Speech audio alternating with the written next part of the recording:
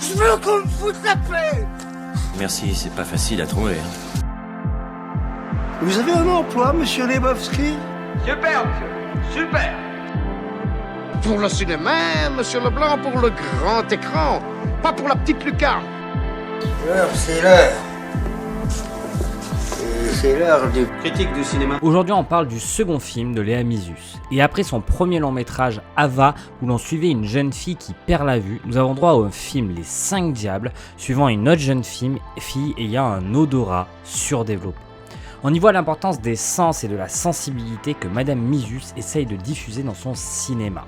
On remarquera aussi l'importance de mettre des actrices puissantes à l'écran, puisque nous avons aujourd'hui le droit avec son film à Adèle Exarchopoulos, et dans celui d'avant nous avions le duo Noé Habitat et Laure Calabi. Et après avoir exploré l'astre solaire des bords de mer, Léa Mysius vient découvrir la dureté montagneuse d'un lac gelé en plein milieu des Alpes.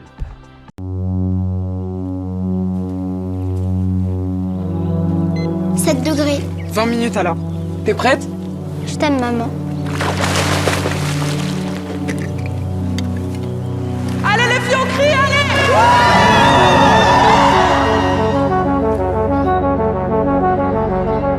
Vicky, viens dire au revoir à ton père. Au revoir. Tu sens quoi? Pas grand chose. Le champignon. Et puis il y a aussi l'odeur de l'animal qui l'a mangé. Ferme les yeux. Un carnet qui sent la piscine. Et aussi un peu le café. Vicky, petite fille étrange et solitaire, a un don. Elle peut sentir et reproduire toutes les odeurs de son choix, qu'elle collectionne dans des bocaux étiquetés avec soin. Elle a extrait en secret l'odeur de sa mère, Joanne, à qui elle voue un amour fou et exclusif, presque maladif. Un jour, Julia, la sœur de son père, fait irruption dans leur vie. Vicky se lance dans l'élaboration de son odeur. Elle est alors transportée dans des souvenirs obscurs et magiques, où elle découvrira les secrets de son village, de sa famille, et même de sa propre existence. Le projet de ce film est en lui-même assez vieux, Il a été lancé juste après la sortie de Ava, et Ava est sorti en 2017. Malheureusement, le tournage fut suspendu à cause du Covid et ne reprit qu'en mars 2021. Quand je dis vieux, on va dire que le film, quand même, 5 ans, c'est pas énorme, mais ça reste un peu plus long que pas mal de films. On dit souvent qu'un film se crée en 2 ans environ. Donc là, on est face au double, ce qui peut avoir plusieurs problématiques, des problématiques financières et d'autres problématiques financières. D'ailleurs, on voit que Léa Mysius a beaucoup travaillé en tant que scénariste dans ce laps de temps-là, j'imagine, aussi pour pouvoir se nourrir, même si les projets devaient l'intéresser. Avec un budget de 3,37 millions d'euros, le film va principalement être tourné en Auvergne-Rhône-Alpes dans 2 endroits. Tout d'abord dans la bourgade de Bourdoisan pour créer tout l'univers, on va dire, tout l'univers de bourgade, de ville que vous allez voir dans le film, et pour toutes les scènes de lac, au lac Bleu, à la frontière franco-suisse. Et il y a par contre une anomalie à ces 2 endroits-là, c'est les scènes de piscine qui se dérouleront en Île-de-France dans la piscine Michel Beaufort de Bondy. Le film, et ça se voit clairement, est tourné en pellicule 35 mm, et le chef opérateur du film en parle ainsi. C'est une chose fondatrice pour Léa Mysius sur ce projet. Avec Christophe Bousquet à l'étalonnage, nous cherchons une image contrastée, saturée et parfois pop. Pour conclure sur la genèse du projet, celui-ci sera diffusé la première fois à Cannes, dans la compétition La Quinzaine des réalisateurs, compétition dont il sortira sans prix partenaire. Pour expliquer, il n'y a pas de vrai prix dans la Quinzaine des réalisateurs, mais certains partenaires peuvent en donner. Disons qu'il était à la Quinzaine des réalisateurs, c'est tout ce que vous avez vraiment à savoir sur le projet.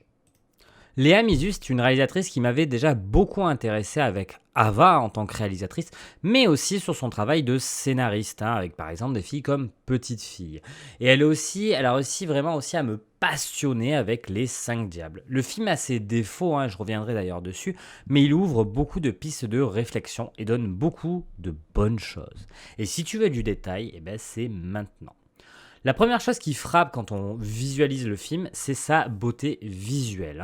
Certes, on a des tons un peu froids, un peu monocordes, et une idée maintes fois vue de la montagne dominante, mais oui, cette montagne dominante avec ses légers tons brumeux, mais on a le droit, par certaines saturations, à un film un peu plus chatoyant, pop, et qui donne vraiment cette idée d'étrangeté, qui vient développer admirablement bien son propos un peu surréaliste, et donne par moments des plans réellement à couper le souffle.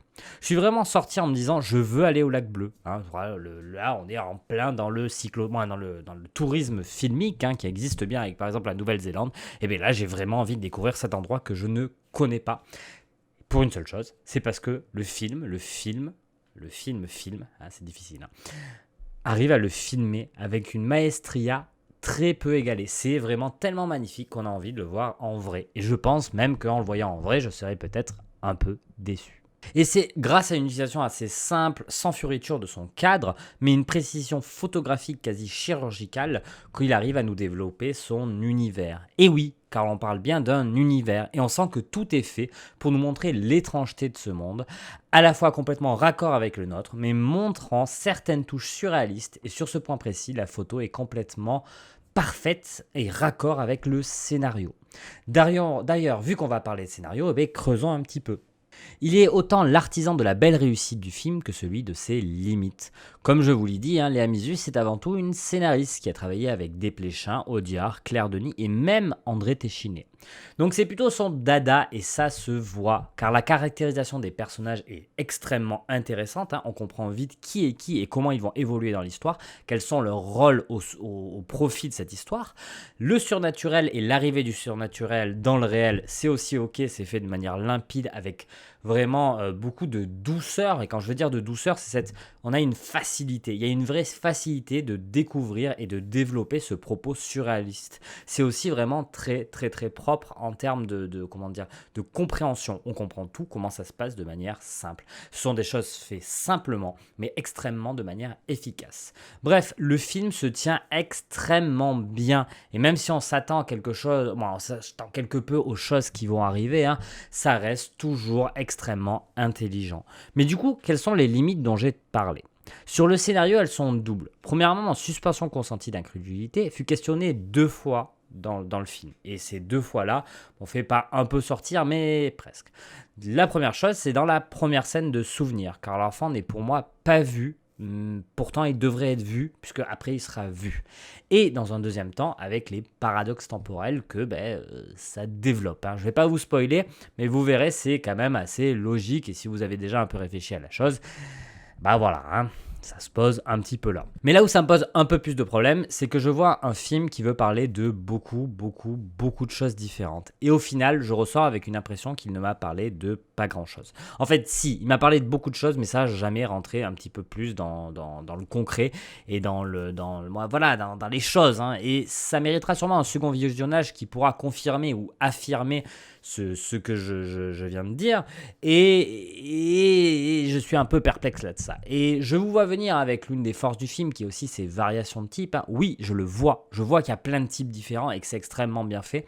Mais ça ne change pas la chose que je trouve que le propos de fond manque de construction. Et c'est pour moi une vraie limite. Et c'est la limite principale du film. Je comprends aussi l'idée que le film ne veut pas vraiment développer un propos, mais plus faire comme une photographie. Et faire une capture de son époque à un instant T. En ce sens, je comprends mieux le geste, mais il me laisse quand même un léger goût d'amertume, et c'est pas exactement ça que j'attendais de ce film. J'attendais peut-être un propos plus profond, et ça me donne une légère déception. Ça reste très léger, le film est quand même extrêmement bien, et il est extrêmement bien aussi grâce à sa réalisation. Car oui, en termes de réalisation, le long métrage est toujours soigné, et tire certaines même de ses références d'œuvres pour moi mythique et que je ne peux donc pas renier. On pense forcément à cette scène d'ouverture aérienne qui fait quand même sacrément passer à Shining et qui vient nous murmurer à l'oreille « Dans cette vallée, le mystère règne ».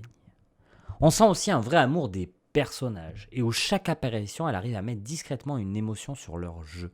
On pense forcément à l'étrangeté du regard de Vicky, qui est vraiment hypnotisant, et le film d'ailleurs est hypnotisant sur plein d'aspects. La folie de sa tante qui devient touchante et qui arrive à être toujours montré avec, une certaine petite folie qui t'emporte. La rigueur du père et cette froideur qui va être cassée petit à petit et qui va vraiment venir étayer un personnage qui est quasi fantomatique sur le film. Et surtout l'amour de Joanne, incandescent. Et quand je dis incandescent, il y a vraiment quelque chose de brûlant. Et on voit dès les premières scènes quelque chose de brûlant avec ce personnage qui est tout le temps souligné par ces petites choses de la réalisation. Et c'est grâce à ce travail que nous apprécions autant suivre l'histoire contée par Léa. Et c'est ça la réalisation. C'est véritablement ça. De la même façon que ce soit grâce à une caméra portée qui capte du dialogue ou bien une steadicam qui se balade dans les souvenirs de Joanne, l'omniprésence du mouvement dans le film continue de lui donner une plasticité hyper stimulante. Et puis je vous laisserai prendre une claque énorme avec Vicki Damso dans la scène du karaoké qui est simplement éblouissante de pertinence et de force visuelle, ce qui est pour moi la meilleure scène du film, mais aussi une des meilleures scènes que j'ai vues cette année.